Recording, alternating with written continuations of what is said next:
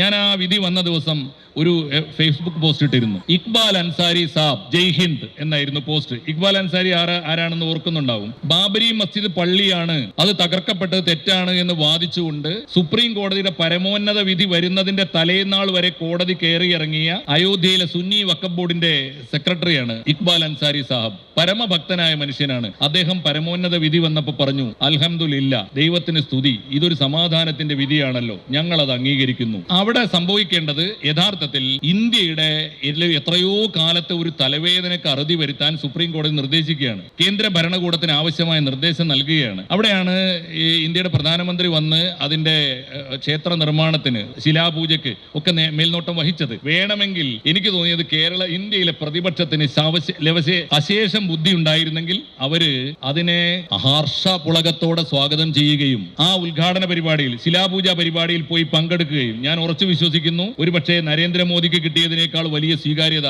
ഇന്ത്യയിലെ പ്രതിപക്ഷത്തിന് ആ പന്തലിൽ കിട്ടുമായിരുന്നു. കാരണം ആ പള്ളിക്ക് വേണ്ടി ഏറ്റവും കൂടുതൽ കേസ് നടത്തിയ ഇക്ബാൽ അൻസാരിക്കും കൂട്ടർക്കും രാജോചിതമായ സ്വീകരണമാണ് ആ പന്തലിൽ അയോധ്യക്കാർ കൊടുത്തത്.